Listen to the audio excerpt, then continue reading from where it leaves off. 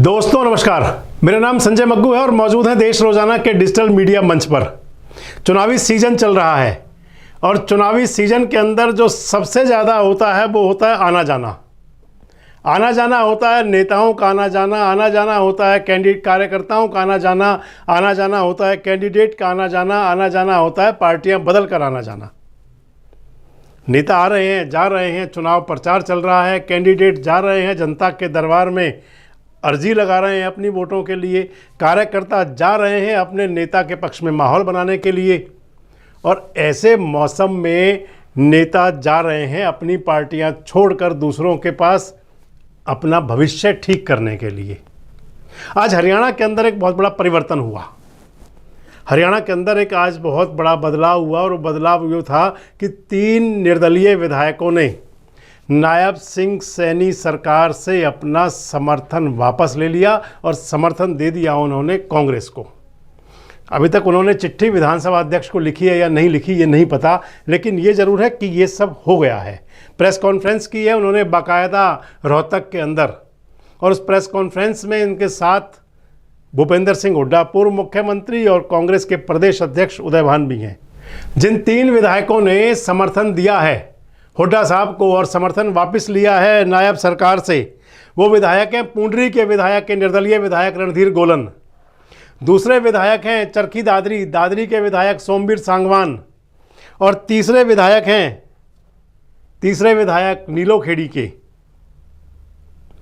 नीलोखेड़ी के विधायक है धर्मपाल गोंदर।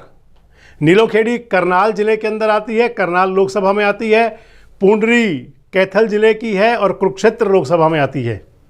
और सोमवीर सांगवान की सीट चरखी दादरी भिवानी महेंद्रगढ़ लोकसभा में आती है। अब आपको बताता हूँ इस सब का सियासी मायने क्या हैं। और इन 3 विधायकों ने, निर्दलीय जो विधायक हैं, इन्होंने जो समर्थन वापस लिया है, इनकी पृष्ठभूमि क्या थी। आगे बढ़ने से पहले आपको एक बात और बता दूं कि एक विधायक और भी समर्थन वापस आज लेने वाले थे, बड़ी चर्चा चली थी उनकी, राकेश दौलताबाद। प्रयास करेंगे उनसे संपर्क हो तो फिर उनकी बात भी आपको बताएं, लेकिन आज वो अभी नहीं गए, आज 3 ही विधायक गए हैं। आगे दौलताबाद जी का क्या फैसला होगा वो आगे आपको बताएंगे, लेकिन इन 3 विधायकों के बारे में ज़रूर बात करूंगा आपसे। और इन तीनों विधायकों के जाने से फ़र्क क्या पड़ेगा, क्या सरकार की सेहत पर भी फ़र्क पड़ेगा, वो भी बताऊँगा आपको। नायब सिंह सैनी सरकार ने अपना जो बहुमत हासिल किया फ्लोर टेस्ट 13 मार्च को, मुख्यमंत्री बनने के 2 दिन बाद, उन्होंने अपने फ्लोर टेस्ट के अंदर जो समर्थन दिखाया उसके अंदर 41 पार्टी के विधायक थे बीजेपी के, उनके साथ में निर्दलीयों का समर्थन प्राप्त था, जो निर्दलीय विधायक हरियाणा के हैं 7। इसके साथ साथ उनको समर्थन मिला गोपाल कांडा का। और अब जब 3 विधायकों ने समर्थन वापस ले लिया तो उसके बाद में 3 विधायकों का समर्थन कम हो गया। हालांकि बहुमत सरकार अब भी है, सरकार के पास है, आज भी सरकार बहुमत में है, क्योंकि 2 विधायकों का रिज़ाइन हो चुका है। रंजीत चौटाला दे चुके हैं और मनोहर लाल खट्टर का रिज़ाइन हो चुका है। 90 विधानसभा जो हरियाणा की हैं, 90 विधानसभा सदस्य हैं जो, उसमें से 88 रह गए हैं। खैर, 3 विधायकों ने समर्थन वापस लिया और समर्थन दे दिया भूपेंद्र सिंह हुड्डा को। इन तीनों विधायकों के बारे में सिलसिलेवार आपसे बात करते हैं तो पहली बात हम कर लेते हैं गोलन साहब की। पुंडरी के विधायक, चुनाव जीतने से पहले, 2019 के चुनाव में जाने से पहले गोलन साहब भी भाजपा में हुआ करते थे। टिकट को लेकर कोई गड़बड़ रही होगी या जो भी हुआ होगा, गोलन साहब ने निर्दलीय चुनाव लड़ा, निर्दलीय चुनाव लड़के चुनाव जीता और चुनाव जीतने के बाद में तुरंत समर्थन दिया भारतीय जनता पार्टी की सरकार को, मनोहर सरकार को। चेयरमैन भी बने, लगातार सरकार को समर्थन जारी रहा। बीच बीच में थोड़ी खटपट भी होती रही, लेकिन साथ बदस्तूर जारी रहा। और अब इस मौके पर जब 4 महीने बाद हरियाणा के अंदर फिर से हरियाणा चुनाव में उतरने की तैयारी में होगा, मई चल रहा है, अक्टूबर में हरियाणा के विधानसभा चुनाव लगभग हो जाएंगे, नवंबर में हो जाएंगे नहीं तो, यानी कि 4-5 महीने बाद हरियाणा फिर चुनाव में होगा विधानसभा में। और अब लोकसभा का चुनाव चल रहा है।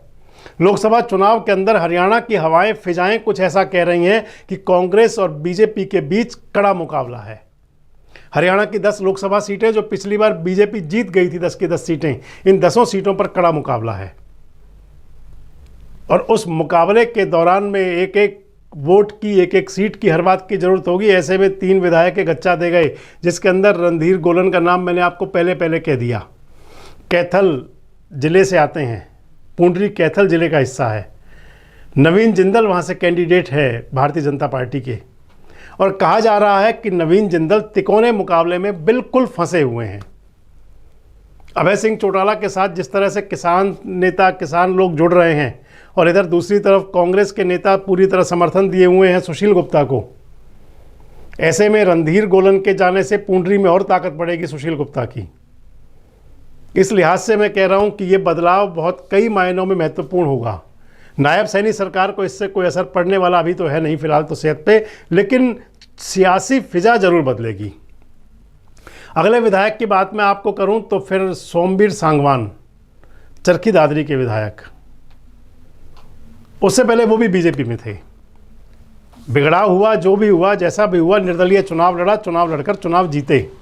किसान आंदोलन के दौरान सोमवीर सांगवान ने सरकार से समर्थन वापस लिया था या गुस्सा हो गए थे, लेकिन बाद में धीरे धीरे फिर सरकार के नज़दीक पहुंच गए, फिर सरकार को समर्थन दे दिया। मेरे सूत्र बताते हैं कि सोमवीर सांगवान लोकसभा का चुनाव का टिकट भी चाहते थे भारतीय जनता पार्टी से, कि बीजेपी उनको टिकट दे दे लोकसभा का। बात बनी नहीं थी। सोमवीर सांगवान को कई बार देखा गया, मनोहर लाल जी के इर्द गिर्द भी देखा गया, उनको भाजपा मुख्यालय में भी देखा गया, भाजपा के नेताओं के आसपास उनके फेरे देखे गए, लेकिन सोमवीर सांगवान अंतोगत्वा अब जब उनको टिकट नहीं मिला, निर्दलीय वो चल रहे थे, दिक्कत कई थी। ऐसे में जबकि भिवानी महेंद्रगढ़ लोकसभा सीट पर बड़ा टफ मुकाबला बन चुका है, जाट नेता हैं सोमवीर सांगवान, चौधरी धर्मवीर को बहुत ज़रूरत है एक एक वोट की, खासकर जाट मतदाताओं की। ऐसे में उनका कांग्रेस को समर्थन देना वहाँ दान सिंह को मजबूती देगा, और भूपेंद्र सिंह हुड्डा के समर्थन से में गए हैं, भूपेंद्र सिंह हुड्डा के साथ मिलकर गए हैं, तो और ज़्यादा ताकत उनकी बनेगी। और तीसरे विधायक गोंदर साहब, नीलोखेड़ी के विधायक। नीलोखेड़ी करनाल लोकसभा में है, करनाल लोकसभा से चुनाव लड़ रहे हैं खुद मुख्यमंत्री मनोहर लाल, पूर्व मुख्यमंत्री। माफ़ कीजिएगा, मुख्यमंत्री निकल जाता है पर लेकिन अभी तक वो जुबां पर वही चल रहा है। और हम ही क्या कहें, नायब सिंह सैनी भी कह रहे थे जब उनके निवास पर गए थे, माननीय मुख्यमंत्री जी, तो हमसे भी निकल जाता है कभी कभी, चूक हो जाती है। खैर, मनोहर लाल जी की इज्जत दांव पर है, वहाँ पर मनोहर लाल जी चुनाव मैदान में है, हालांकि चुनाव उनका कंफर्टेबल माना जा रहा है, लेकिन गोंदर साहब चले गए हैं नीलोखेड़ी के विधायक, उन्होंने समर्थन दे दिया है अब हुड्डा जी को, कांग्रेस को। ऐसे में इन विधायकों का जाना क्या इंगित करता है, इन निर्दलीय विधायकों का इस चुनावी वर्ष में जब लोकसभा के चुनाव चल रहे हैं और विधानसभा के चुनाव आने वाले हैं, ऐसे में निर्दलीय विधायकों का कांग्रेस को समर्थन देना क्या इशारा करता है? आपको क्या लगता है कि क्या हरियाणा के अंदर एनडीए बीजेपी की कोई ज़मीन खिसक रही है? आपको क्या लगता है कि क्या निर्दलीय जो विधायक गए हैं, कोई भविष्य की राजनीति को साधते हुए उन्होंने कांग्रेस को समर्थन दिया है? और आपको क्या लगता है कि निर्दलीय विधायकों के समर्थन के बाद क्या लोकसभा चुनावों में कांग्रेस का फिजा कांग्रेस की फेवर में और ज़्यादा बढ़ेगी, और क्या भूपेंद्र सिंह हुड्डा और ज़्यादा शक्तिशाली होंगे? कमेंट्स बॉक्स में अपनी प्रतिक्रिया जरूर दें, और इस प्रकार के वीडियोज़ अपडेट्स के लिए हमारे साथ जुड़े रहें, देखते रहें देश रोजाना।